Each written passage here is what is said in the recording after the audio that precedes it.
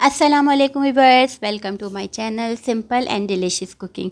आज मैं आपके साथ बहुत ही मज़ेदार सी रेसिपी शेयर कर रही हूँ जिसका नाम है finger fish, crispy finger fish, जो कि बहुत मज़ेदार सी होती है। इसको बनाना बहुत आसान है और उतनी ही लाजवाब होती है।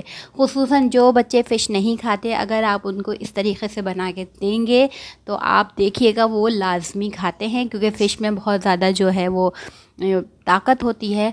तो ये बच्चों के लिए बहुत ज़्यादा ज़रूरी है। तो यहाँ पर रेसिपी स्टार्ट करने से पहले अगर आप मेरे चैनल पर नए हो तो चैनल को ज़रूर सब्सक्राइब कर दीजिएगा, बेल आइकन को प्रेस करना बिल्कुल मत भूलिएगा। तो फिर रेसिपी स्टार्ट करते हैं।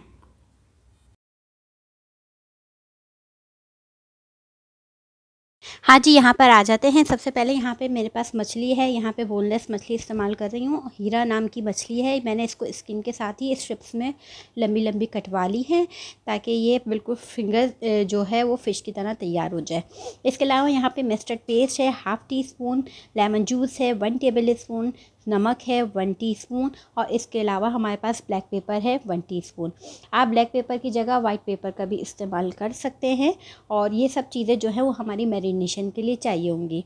तो यहाँ पे मैरिनेशन स्टार्ट करते हैं। सबसे पहले आपने ये सारी चीज़ें इसमें शामिल कर देनी है। लेमन जूस से फ़ायदा ये होगा कि एक तो आपकी मछली बिल्कुल टेंडर हो जाएगी, दूसरा ये कि जो एक बच्चों को स्मेल सी आती है वो स्मेल भी नहीं आएगी। इसके अलावा यहाँ पे मस्टर्ड पेस्ट डाल दिया है, नमक और काली मिर्च का हम इस्तेमाल करेंगे।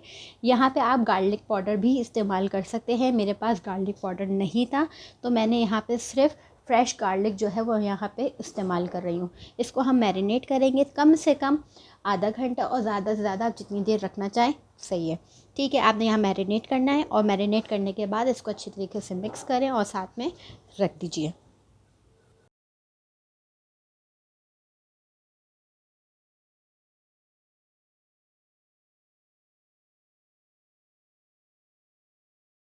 अब यहाँ पर आ जाते हैं हमने अपनी दूसरे मैरिनेशन की तरफ। सबसे पहले यहाँ पे मैंने 2 अंडे ले लिए हैं, इनको बीट कर लिया। 1 कप मैदा लेंगे। ये सारी जो चीज़ें मैं आपको बता रही हूँ, अंडा और ब्रेड क्रम्स के अलावा, ये हमारा एक लिक्विड तैयार होगा। सही है। इसमें आपने डालना है 2 टेबल स्पून चावल का आटा, 2 टेबल स्पून कॉर्नफ्लावर। इसके अलावा यहाँ पे salt 1 teaspoon, paprika powder 1 teaspoon. इसके अलावा यहाँ पे हमारे पास है चिकन पाउडर, ये ऑप्शनल है, चाहें डालें या ना डालें।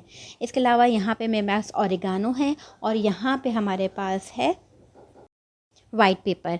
ठीक, आप इसकी जगह ब्लैक पेपर भी इस्तेमाल कर सकते हैं। तो ये हमारा लिक्विड बनाने के लिए, और साथ में ब्रेड क्रम्स।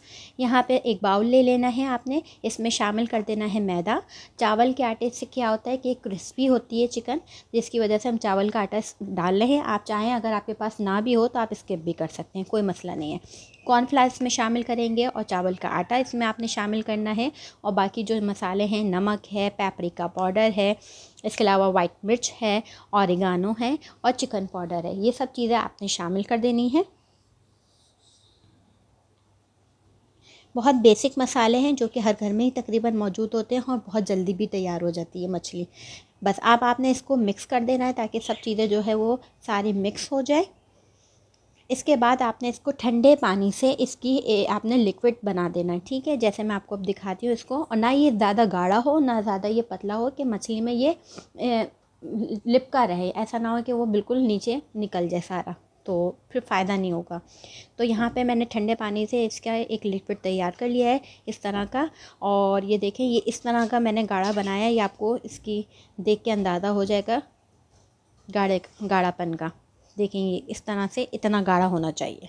ठीक, बस अब आपने इसको भी साइड पर कर देना है, और साथ में ब्रेड क्रम्ब सामने रख लेना है, साथ में आपने अंडा रख लेना है, और यहाँ पे मछली। बस ये 3 चीज़ों की हमारी कोटिंग होगी, जो कि बहुत आसान है। और यहाँ पे आपने फ़िश उठाने, सबसे पहले आपने अंडे में डिप करें। सही, इसके बाद आपने इस लिक्विड वाले में मैदा और कॉर्नफ्लावर और ये चावल का आटा है, इसमें आपने डिप करना है। इसके बाद आपने इसको अच्छे से डिप करने के बाद आपने इसमें ब्रेड क्रम्स में कोट कर देना है। ब्रेड क्रम्ब से क्या होगा कि आपकी क्रिस्पी क्रिस्पी तैयार हो जाएगी। इसके बाद अगर आप इसको डबल कोटिंग करना चाह रहे हो यानी मोर क्रिस्पी हो, तो आप इसमें क्या करेंगे, दोबारा इसको लिक्विड में मैदे वाले लिक्विड में आपने इसमें शामिल करें और दोबारा से ब्रेड क्रम्ब में कोट करके फ्राई कर लें। आप इसको फ्रीज़ भी कर सकते हैं, एयर टाइट डिब्बे में आप 1 हफ़्ते के लिए इसको फ्रीज़ भी कर सकते हैं। बहुत अच्छा रहता है। बच्चों को लंच में भी मैंने दिया तो बच्चों ने बहुत एंजॉय किया इसको। यहाँ देखिए मैं इसकी डबल कोटिंग भी कर रही हूँ और इससे ये हुआ कि बच्चों को क्रिस्पी चीज़ें ज़्यादा पसंद होती है, तो आप जो हैं वो इस तरह से डबल कोट कर सकते हैं।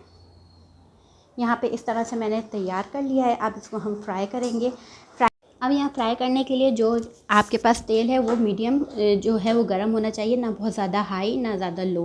ठीक, यहाँ मीडियम फ्लेम पे मैंने इसको गर्म कर लिया। उसके बाद आपने फिंगर फिश डालना शुरू करनी है कि इसमें जैसे ही आप डालें तो इसमें हल्के हल्के से बबल्स बनना स्टार्ट हो जाएं। तकरीबन 6 से 7 मिनट के दरमियान आपकी ये फ़िश तैयार हो जाएगी। बस इसके साइड चेंज करें और ये रेडी है। अब यहाँ पे जो है मैंने इसके साइड चेंज कर लिया। अब इसको मैं निकाल लूँगी और ये तकरीबन क्रिस्पी क्रिस्पी आप देख सकते हैं। लुक देखें कितना ज़बरदस्त है, ये तैयार हो चुकी है। बस आप इसे किसी भी उस पर निकाल लें छलनी की मदद से, ताकि इसका सारा तेल है वो निकल जाए और ये बिल्कुल भी ऑयली नहीं होगी। और इसको आप फ्रेंच फ्राइज़ के साथ सर्व करें। बच्चे जो हैं इसको चिप्स के साथ ज़्यादा शौक़ से खाते हैं, तो मैंने जो है वो फ्रेंच फ्राइज़ इसके साथ बनाए हैं। और साथ में चटनी है, वो मैं आपको लिंक नीचे दे दूँगी, वो आपको मिल जाएगा लिंक।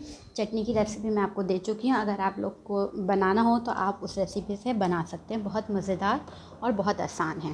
साथ में मैंने केचप रख दिया है ताकि बच्चे इसको एंजॉय कर सकें। यहाँ पे आप देख सकते हैं कि ये कितनी डिलीशियस लग रही है, क्योंकि इसमें एक तो ज़्यादा मेहनत भी नहीं लगी। और अमूमन क्या होता है, जो बेसन वाली जो होती हैं फ़िश होती हैं फ्राई, वो बच्चे नहीं खाते हैं, तो इसलिए ये बगैर बेसन वाली है और बहुत ही लजीज और बहुत कम वक्त में तैयार होने वाली। आप देख सकते हैं मेरा बेटा जो है वो कितने शौक़ से खा रहा है। बाद में मैंने बच्चों को लंच में भी दिया। तो उम्मीद है कि रेसिपी आप लोग ज़रूर ट्राई करेंगे, अपना फ़ीडबैक देंगे और नीचे चैनल को सब्सक्राइब करना बिल्कुल भी नहीं भूलेंगे और कमेंट सेक्शन में बताना है कि आपको रेसिपी कैसी लगी। ठीक है, इंशाल्लाह नई रेसिपी के साथ आऊँगी। अपना बहुत सा ख्याल रखिएगा, दुआओं में याद रखिएगा। खुदा हाफिज़।